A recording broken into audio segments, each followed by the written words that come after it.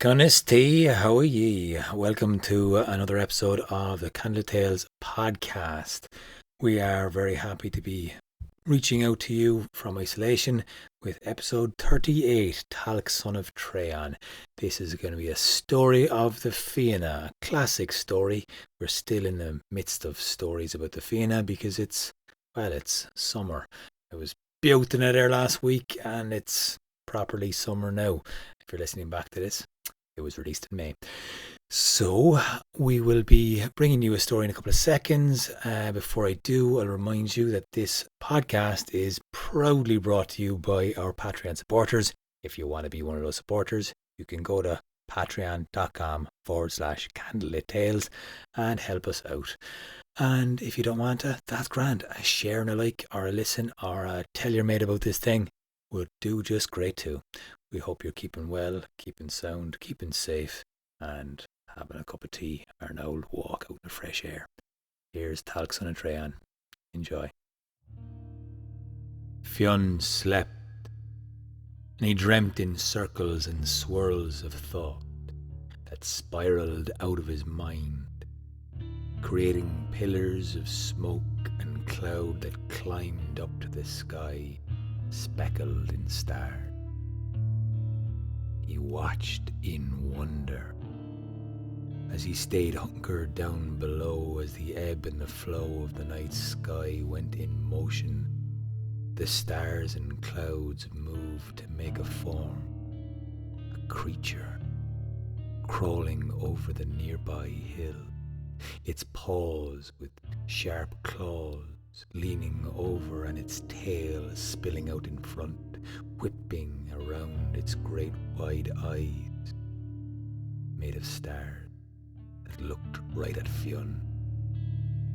It pointed its flickering ears, and the monster bared its jagged teeth, and in a grimace, in a shriek, the monster leapt towards Fionn, and he woke. With cold sweat running down his spine, he walked outside to feel the air and the twilight sky. Grania came towards him and asked him if he was okay.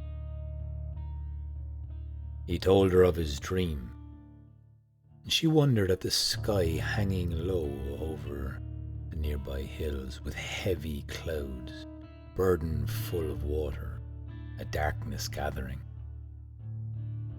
She told him this must mean a bad omen. Something terrible was coming, destruction of some sort.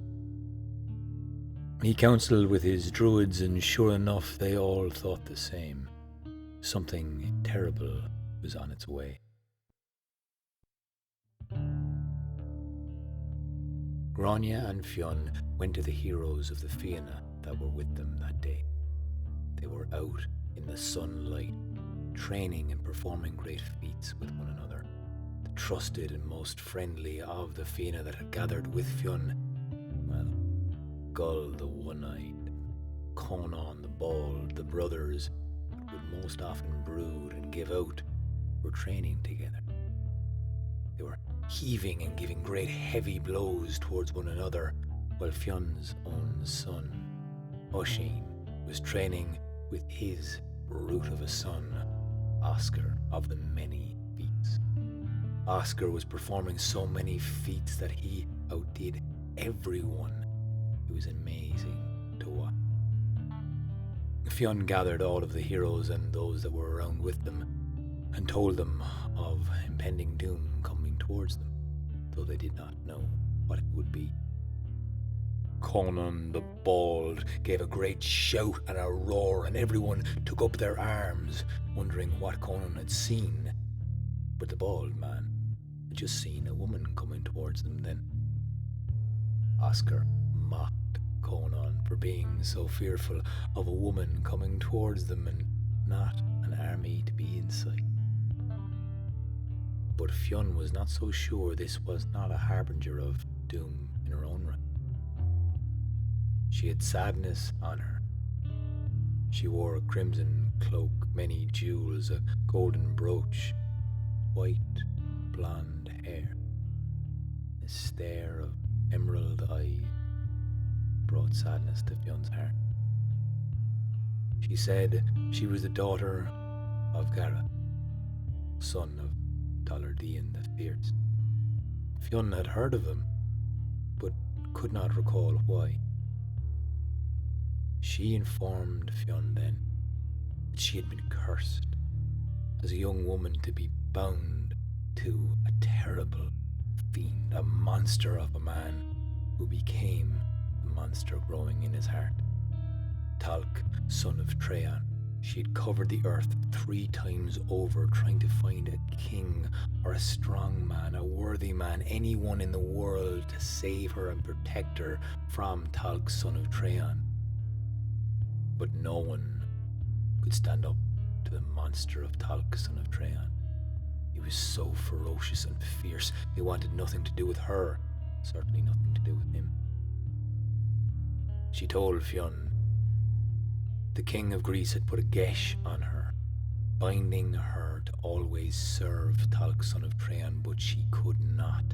After years of servitude, she knew she was no longer able to be bound to this monster, so had run away, and was now begging Fionn and the Fianna to protect her.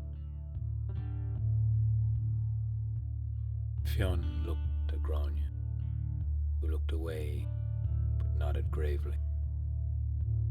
With a hand gesture from Fionn, the Dord Fiann was sounded. This was the great call that echoed out throughout all of Ireland. From hilltop to hilltop the call spread, and every one of the Fianna that heard it followed it to its source. Soon there would be a great army amassed all around Fionn and the Fianna that were there. But until they arrived, they were in danger. Now as the sun began to set, Conan gave another great big roar that everyone heard, and he saw men coming towards them then across the mountains with those heavy hanging clouds above them, clouds that seemed so full of blood. And they saw a terrible creature walking at the head of this army, with a cat-like head and a whipping tail. The woman with the crimson cloak said that is Tailc, son of Treon. Now a messenger was sent from this army, a beckoning long hand, a claw pointing towards Fionn McCool from Tailc, son of Treon, and they saw 3 men approach. Murgach and his 2 sons, introduced as Círdan the Swift and Liban the Nimble. But Murgach demanded the woman be returned to Tailc, son of Treon. After all, she was his property. And if Fionn decided not to send this woman to Tailc, he might as well send 1,000 men when the sun rose in the morning.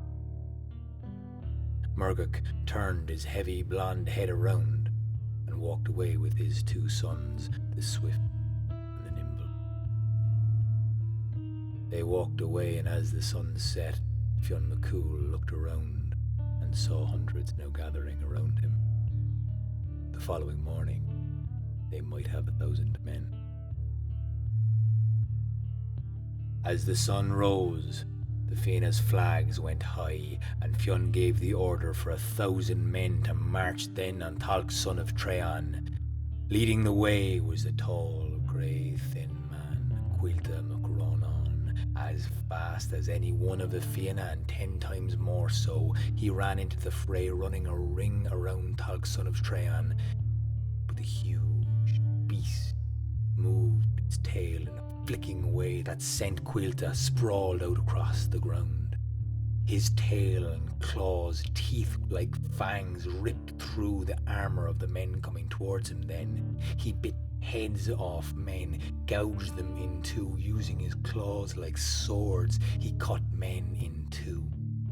He was devastating the army. 1,000 men must have fallen. Oscar turned to Fionn. He begged and he pleaded to be let into this fray. This day was calling to him. He knew, Oscar of the many feats knew, this was the day he would save the Fianna from this terrible fiend. Fionn nodded his head gravely to see his own son's son go towards possibly his death, meeting an unbeatable foe. But Oscar of the Many Feats leapt into the fight, surrounded now by men of the Fianna and men of his own army. Tailc saw the challenge coming. Oscar leapt into the fray, jumping around the swishing tail that came at him as claws and fangs came next.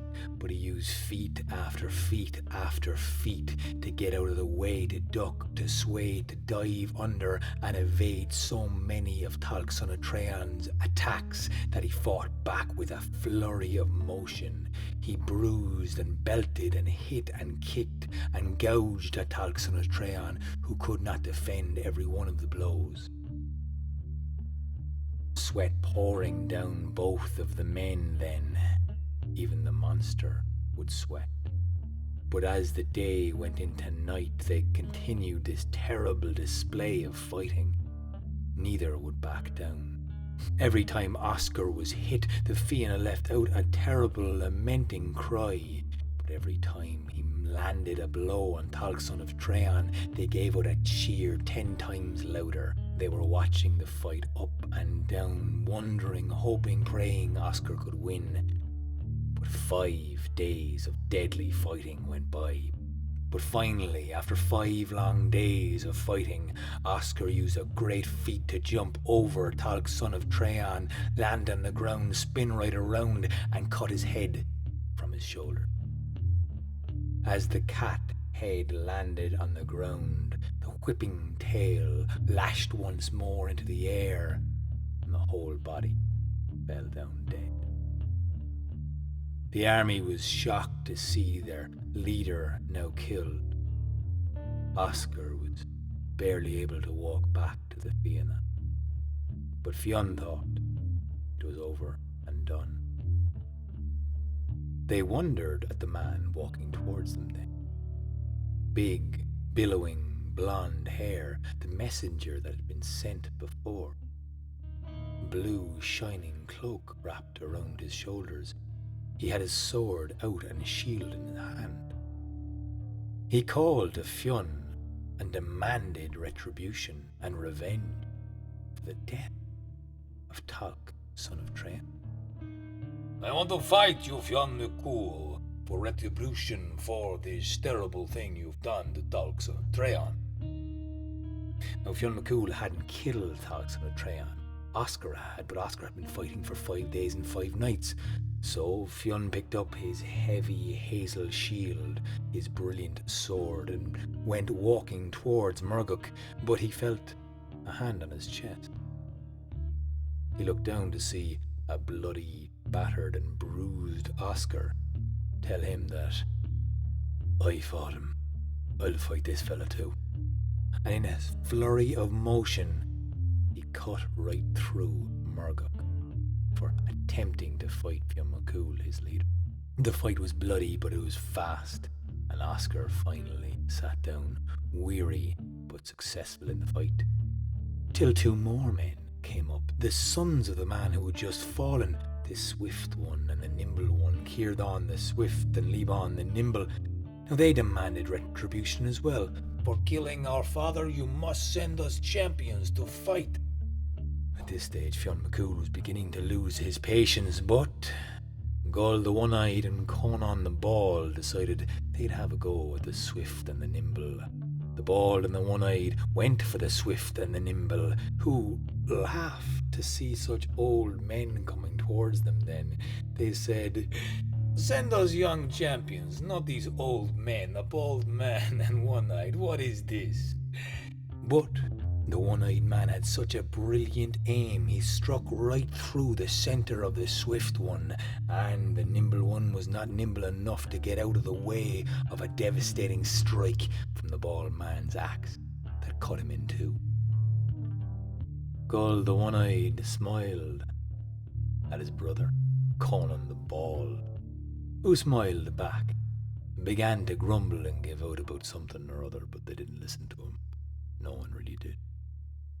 Now, the army was still there that had been brought by Tailc, son of Treon, but there saw in the midst a woman coming towards them, a beautiful woman with flowing blonde hair and a blue cloak wrapped around her, a shining face, and she came down to her knees beside the two men that had just fallen then.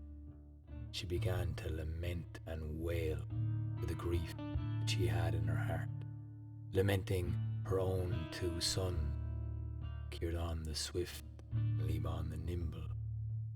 She lamented so long all of the men that watched her felt sorry for her and felt grief for all of their fallen. Everyone that had died that day they grieved for. As she wailed and she cried, they all felt her grief.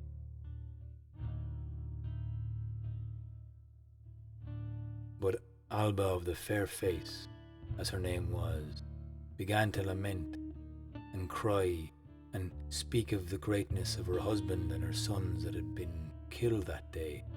And as she